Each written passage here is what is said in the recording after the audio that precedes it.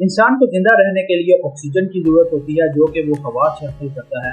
ये ऑक्सीजन फेफड़ों में जाती है और वहाँ से सीधा बॉडी टिश्यूज में, जहाँ पे ग्लूकोज होता है, और वो ग्लूकोज हम खाने से हासिल करते हैं। अब जो रिएक्शन होता है उसके मुताबिक ग्लूकोज ऑक्सीजन से रिएक्शन करता है, जिससे हमारे जिस्म को एनर्जी मिलती है और कार्बन डाइऑक्साइड गैस बनती है। अब ये जो गैस है वो हम खारिज कर देते हैं। ये जो गैस है ये किसी भी प्लांट के पास जाएगी, जो कि सूरज और पानी की मौजूदगी में रिएक्शन करके ऑक्सीजन बनाता है, और इस ऑक्सीजन को हम दोबारा से इस्तेमाल करते हैं। तो केमिकल रिएक्शन जो होता है उसमें कार्बन डाइऑक्साइड पानी से रिएक्शन करती है और ये सूरज की रोशनी की मौजूदगी में होता है, और जिससे ग्लूकोज और ऑक्सीजन बनती है। ग्लूकोज से हमें एनर्जी मिलती है, जबकि ऑक्सीजन को हम सांस के जरिए इस्तेमाल करते हैं। इस रिएक्शन को फोटोसिंथेसिस रिएक्शन का नाम दिया जाता है। तो बेसिकली हम पौधों से ऑक्सीजन लेते हैं और पौधों को कार्बन डाइऑक्साइड देते हैं। अब सिर्फ इंसान ही नहीं है कि जो कि कार्बन डाइऑक्साइड हवा में खारिज करते हैं। इसके अलावा गाड़ियों का धुआं भी है, संतों का धुआं है, फसलों का जो रेजिड्यू बचता है उसको आग लगाते हैं तो उससे भी हवा में कार्बन डाइऑक्साइड जाती है। इसके अलावा वोल्केनिक एरप्शंस होते हैं, और जब एहतजाज किया जाता है तो टायर बर्न किए जाते हैं, टायरों को आग लगाई जाती है तो उससे भी हवा में बहुत ज़्यादा कार्बन डाइऑक्साइड खारिज की जाती है।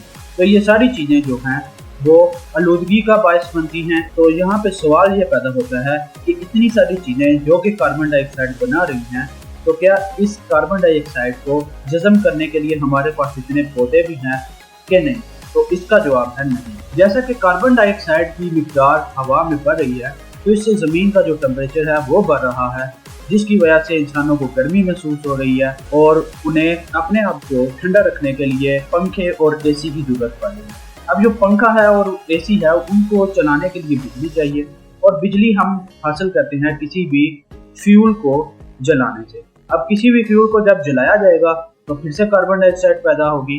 अब वो कार्बन डाइऑक्साइड दोबारा से टेम्परेचर को बढ़ाएगी, और ये साइकिल इसी तरह चलता रहेगा। इसके अलावा टेम्परेचर बढ़ने से ग्लेशियर भी मेल्ट करती है, यानी कि पहाड़ों के ऊपर जो बर्फ है वो भी पिघल रही है, जिससे जंगली हयात को भी नुकसान हो रहा है और इंसानी जिंदगी भी इससे बहुत ज़्यादा मुतासिर हो रही है। आपने देखा होगा कि बहुत ज़्यादा सैलाब आया पाकिस्तान में 2022 में, जिसने बहुत सारे लोगों को मुतासिर किया।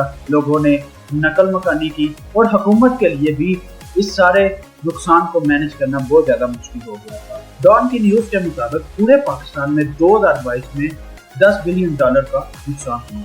इसके अलावा यूएसएड के मुताबिक 3 करोड़ 30 लाख लोग सैलाब से मुतासिर हुए। 2 करोड़ 6 लाख लोगों को इंसानी इमदाद की जरूरत थी। 79 लाख लोगों ने नकल मकानी की। 23 लाख लोगों के घर तबाह हो गए, और 1700 से ज्यादा लोगों की 2022 में वफात हो गई। इसके अलावा मैं आपको एक पाकिस्तान का नक्शा दिखाता हूँ, जिसमें देखा जा सकता है कि ये जो गुलाबी रंग का एरिया है ये सबसे ज्यादा सैलाब से और मानसून की बारिश से मुतासर होने वाले इलाका जहाँ है। इसमें आप देख सकते हैं ज्यादातर एरिया जो है वो गुलाबी और रेड है, यानी कि यहाँ पे बहुत ज्यादा तबाही हुई थी सैलाब की वजह से, और बहुत कम एरिया ऐसा है जो कि सैलाब से बचा हुआ है। तो ऐसी तबाहियों पे काबू पाने के लिए हमें ज्यादा से ज्यादा दरख्त को लगाना पड़ेगा। एक बंदे को चाहिए कि वो अपने लिए एक दरख्त लाजमी लगाए, जैसा कि हमारे नबी करीम सल्लल्लाहु अलैहि वसल्लम का इरशाद है कि अगर कोई मुसलमान किसी दरख्त का पौधा लगाता है और इस दरख्त से कोई इंसान या जानवर खाता है तो लगाने वाले के लिए वो सदका होता है।